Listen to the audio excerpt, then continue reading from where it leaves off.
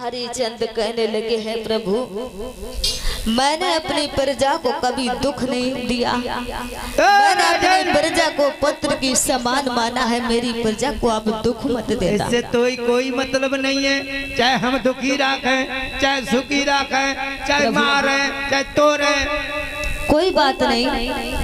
आपसे इतनी बात हम कहना चाहते थे, वो भी हमने कह ली है। अब आपका राज्य है, आप चलाइए, चाहे कैसे भी प्रजा को रखिए। तो हम पे हुक्म चला रहे। इधर में भक्तों हरिचंद ने रानी तारा से जवाब दिया है, देवी चलते चलते अपनी जन्मभूमि को प्रणाम तो कर लो कि हम आज के बाद कभी लौट करके नहीं आएंगे।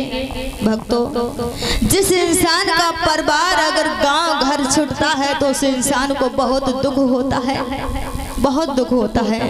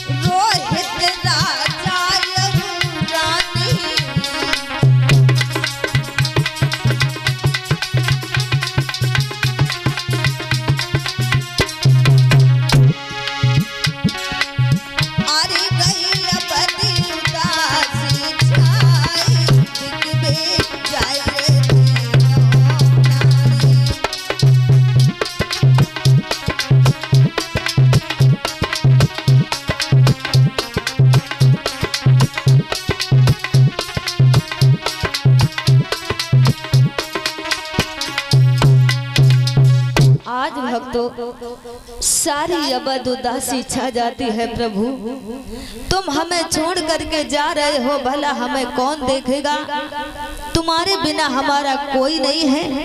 भक्तों, प्रजा के बीच अगर कोई राजा नहीं होता है तो प्रजा सूनी होती है। आज इधर में महाराज हरिचंद, रानी तारा और रोहित चलने लगे हैं। विश्वामित्र जी आगे आगे हाथ में कमंडल लिए हुए चल रहे हैं काशी नगरिया में भक्तों बेचने के लिए। देखिए, समय किसी ने नहीं देखा है।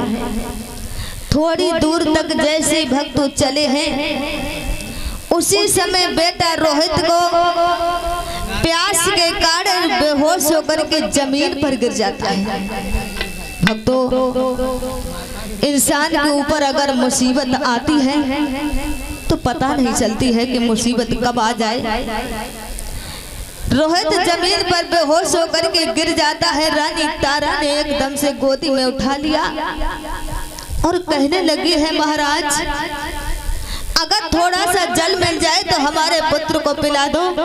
भक्तों, जिस माँ का पुत्र अगर बेहोश होकर के माँ के सामने पड़ा हो तो उस समय उस माँ के हृदय को पूछो क्या बीतती है। इधर विश्वामित्र ने भक्तों जान लिया है कि रोहित को प्यास लगी है।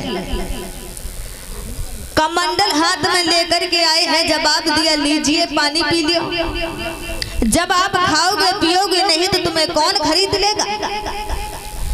इतनी बात विश्वामित्र ने जब कही है तो बेटा रोहित की आंखें खुल जाती हैं और जवाब दिया है, तुम क्या कह रहे हो, पानी को पी लो।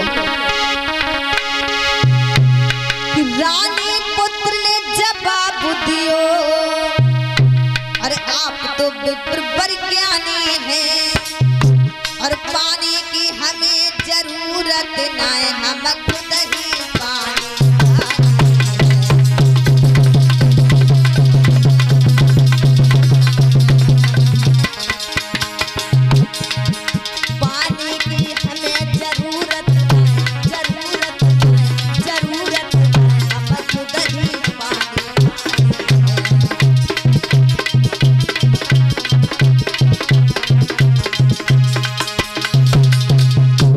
रोहिदास कहने लगे हैं प्रभु तुम ये क्या कह रहे हो, पानी पी लो। अरे हम तो खुद ही पानी पानी है, हम पानी को क्या पिएंगे। उसी समय पानी ना पियो तो आगे के लिए भक्तों बड़े हैं, थोड़ी दूर तक जैसे ही चले हैं, आगे आगे हरिश्चंद्र भक्तों चले जा रहे थे। बेटा रोहित का वही हाल हुआ है, दोबारा से जमीन पर भक्तों बेहोश होकर के गिर पड़ा है। रानी तारा ने उठा करके एकदम से कहने लगी, महाराज आपने राज देने के बाद लेकिन आप ये भी नहीं देखते हो कि हमारी पत्नी कहाँ है, हमारा बेटा कहाँ है।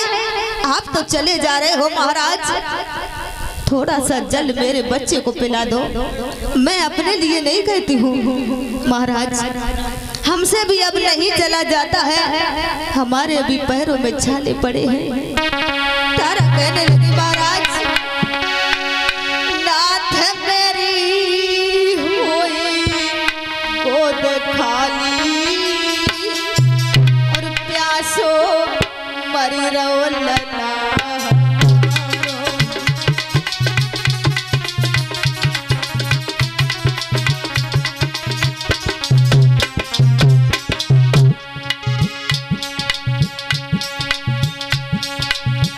और ये 11 रुपए हमारी छोटी सी गुड़िया भगवान के चरणों में दान कर रहे हैं। भगवान सुख शांति प्रदान करे, इस गुड़िया के लिए आगे के लिए भगवान बढ़ाए।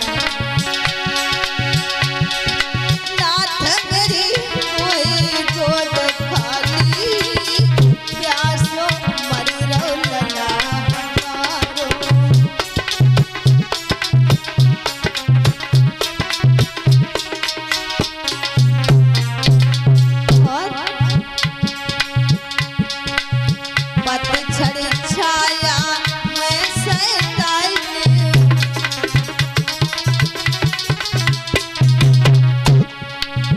पानी पी के प्यास बुझाएंगे।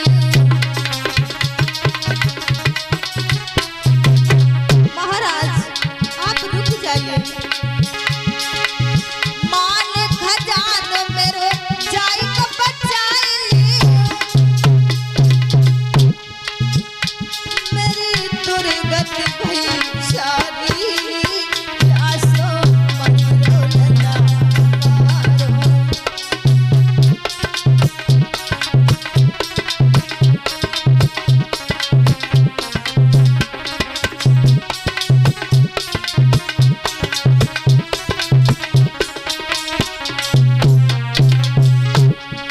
हरिचंद कहने लगे हैं, तारा मुझे भी अब पता चल गया कि तुम्हारी भी हिम्मत काम नहीं करती है। तारा कहने लगी, महाराज मैं अपने लिए नहीं कह रही हूँ, अपने पुत्र के लिए कह रही हूँ। हरिचंद कहने लगे, तारा चाहे तुम मर जाओ चाहे तुम्हारा बेटा मर जाए, जहाँ तक हमारा राज्य है तहाँ तक पानी पीने की तो बात छोड़ो, पानी को देख नहीं सकते हैं। हरिचंद कहने लगे हैं, तारा मेरी बनी बनाई बात बिगाड़े मत रानी, कछु थोड़ी रह गई शेष हमारी रजधानी।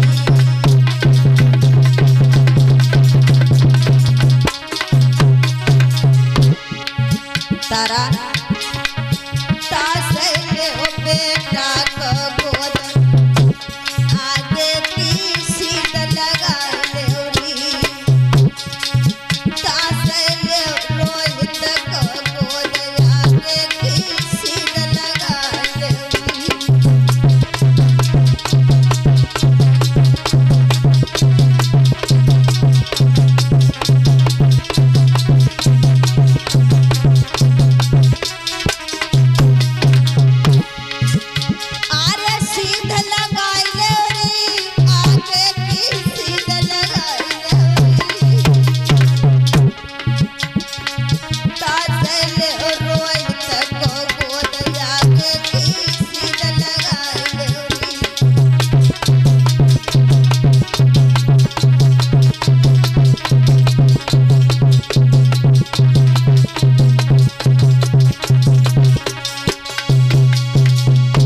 उसी समय भक्तों रानी तारा ने अपने धोती के पल्लू से जिस समय अपने बेटे के ऊपर हवा की है तो बेटा रोहित को होश आ जाता है।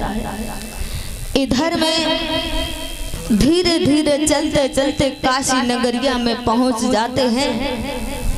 विश्वामित्र आवाज लगाने लगे हैं, जिस किसी को जवान स्त्री और बच्चे की जरूरत हो वो आकर के खरीद सकता है। उसी समय भक्तों एक वैश्या आ जाती है। जवाब दिया स्त्री की क्या कीमत है? जाकी हाँ, स्त्री की कीमत 20 भार सोना है। अच्छा, तुम्हें खरीदने का? रानी तारा ने जान लिया है कि ये वैश्या है। अगर वैश्या के हाथ हम बिक गए तो हमारा धर्म चला जाएगा। उसी समय भक्तों भगवान की ऐसी कृपा हुई जो कि वो वैश्या वापस हो जाती है। इधर में तब तक एक कालू आ जाते हैं उसी काशी नगरिया के। जवाब दिया इस जवान की क्या कीमत है? जाकी हाँ, तगड़े वाले की? हाँ, जाकी 20 बार सोना। अच्छा। जैसे ही भक्तों हरिचंद की कीमत लगी है तो रानी तारा हाथ जोड़ करके बीच में आ जाती है। जवाब दिया क्या कह रहे हो महाराज? क्या कह रहे? आप बिके जा रहे हो? और महाराज महात्मा वो कर्ज तो अदा करने। वो बात ठीक है, लेकिन पहले मुझे बेच दो, अपने बच्चे को बेच दो, उसके बाद में बिक जाना। अगर मैंने तुम्हें पहले बेच दिया तो दुनिया के लोग कहेंगे कि स्त्रियां अपने पति को बेचती हैं। उसी समय तब तक ब्राह्मण भी आ जाते हैं। ब्राह्मण ने जवाब दिया स्त्री की और बच्चे की क्या कीमत है इन दोनों की? इन दोनों की कीमत है 40 बार सोना। अच्छा, 40 बार सोना दे करके विश्वामित्र को और रानी तारा और रोहित को खरीद लिया। हरिचंद कहने लगे वाह भाई, मैं कितना नीच हूँ जो मैं अपने बच्चे और पत्नी को बेच रहा हूँ। हमारी जैसी कोई इंसान इस दुनिया में नहीं होगा। हरिचंद कहने लगे तारा जाओ मरते मरते भीतर रानी को नहीं बेचते हैं, और मैं तो ही एक अभागा हूँ जो ये मर्यादा देते हैं।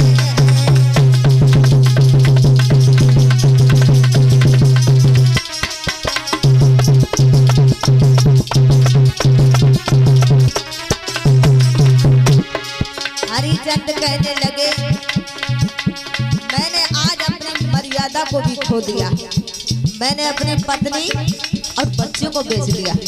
रानी तारा कहने लगी बस महाराज रुक जाइए, मेरी भी बात सुनो।